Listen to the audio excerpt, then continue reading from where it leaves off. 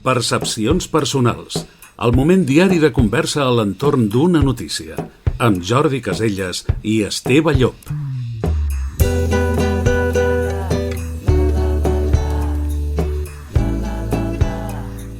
El sector del reciclatge tèxtil és al límit pel desorbitat volum de roba que es fabrica i que es llença. La venda de roba ultrabarata es dispara i és més econòmica que la de segona mà, cosa que ja és que el mateix concepte ofèn a la vista. Parlem d'aquesta qüestió amb Jordi Caselles. Què tal, Jordi? Hola, Esteve, molt bé, com sempre. Molt bé, però aquesta notícia és molt impactant, sempre, però... Sí, jo sempre dic molt bé, i ja quan acabo de fer l'espai dic, doncs no estem tan bé. No estem tan bé. En aquest cas no, perquè és que parlem, en aquest cas, d'informació que ens donen aquestes associacions benèfiques que hi ha, que recullen tot de roba per enviar-la a la gent necessitada, doncs que no té roba o bé al nostre país o fora del nostre país, no?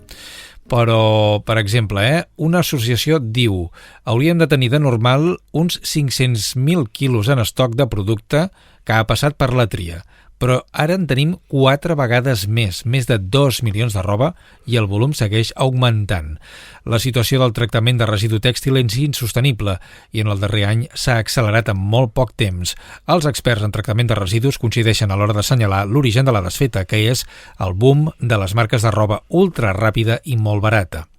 Cada vegada hi ha més roba. Aquesta roba, a més, és de pitjor qualitat. Com que és de més mala qualitat, és més difícil reutilitzar-la perquè dura molt poc i té molt poc valor en el mercat. Com que és extremadament barata, competeix amb la roba fins i tot de segona mà a la botiga. És a dir, és més barat comprar-se una peça nova que comprar-se una peça reutilitzada que potser pugui tenir una mica més de qualitat. Quin és el resultat? Doncs que els mercats s'han desplomat. En xifres, a tot el món hi ha el doble de roba circulant ara que fa 15 anys i ja es preveu que la xifra es torni a doblar cap al 2030, és a dir, només 4 anys.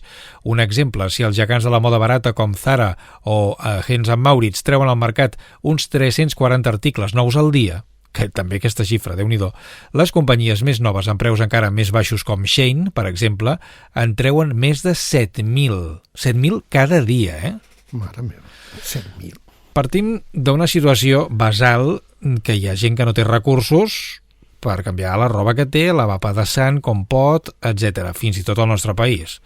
D'altra banda, hi ha les noies adolescents jovenetes que ja no van ni al Zara, van a un Shein o qualsevol d'aquests, o compren per Amazon o el que sigui, a preu super hiper barat. Ara, esclar, és un tipus de roba que en 4 dies es fa malbé.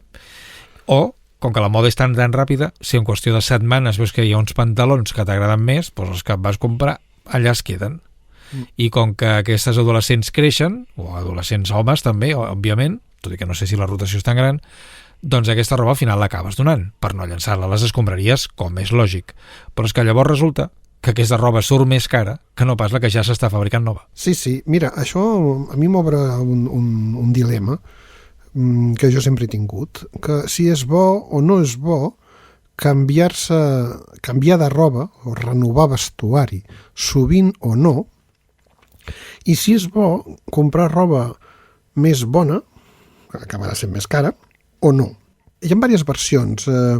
Jo en conec que compris roba econòmica en aquestes botigues, no? I així la pots anar renovant cada any, per exemple, i està bé, perquè és una manera de tenir-ne, diguem, de variada, no? I no anar sempre allò que diuen que sempre vas amb el mateix.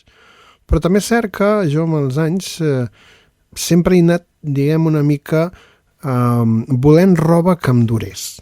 A veure, quan dic això no vol dir que tota la meva roba es basi amb roba cara, en absolut, però sí que amb algunes coses determinades, per exemple, si em comprava un abric, doncs em compro un abric que ja em pugui servir per més d'un any, per dir alguna cosa, no? I de fet, jo tinc un abric que fa molts anys que el tinc i és atemporal totalment i el porto, no?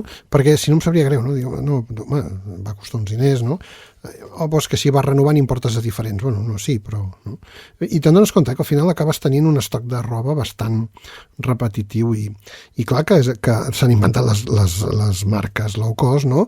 Precisament per això, perquè la gent vagi renovant.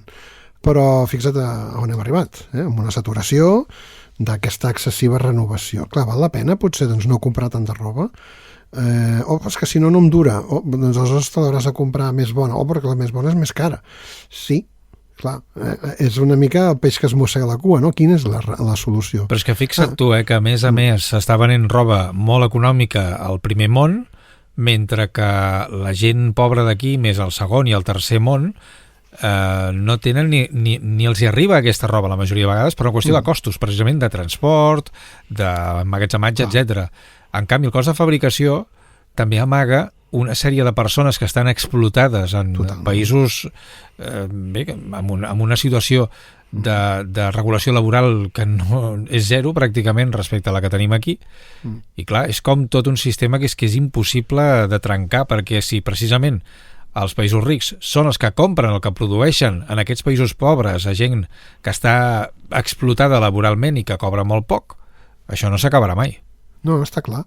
Clar, és que potser hauríem d'arreglar l'origen, perquè fa diguem, fresa veure, o si t'expliquen què costa realment fabricar el que estàs portant a sobre. Si és una jaqueta, un xandall de marca, unes sabates esportives, o un iPhone, que te faries creus de quin és el cost real de fabricar un iPhone. O sigui, no val gaire, no val gaire. Home, jo més que això diria que potser el més escandalós podria ser, per exemple, un perfum o una colònia. També. Això encara em sembla més insultant. Allò de les proporcions, no? Sí, això és un exercici molt, un punt de divertit, no?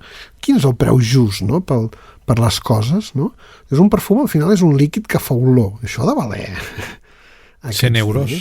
També podríem parlar de, que jo ho he vist, per què una ampolla de whisky pot valer 3.000 euros? Clar.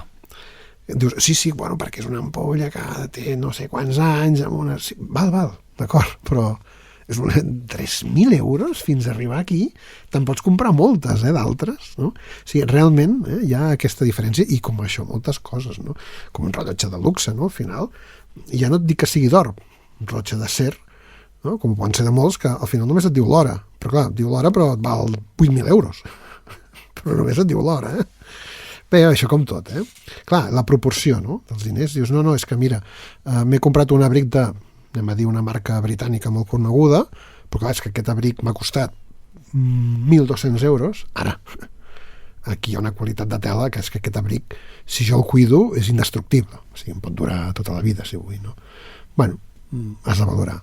Això se suma, aquesta saturació del reciclatge de roba se suma en el de la saturació de reciclatge d'aparells electrònics, que això ja és un altre tema que també passarà, o està passant. Sí, efectivament. Molt bé, doncs gràcies, Jordi. A tu, que vagi molt bé.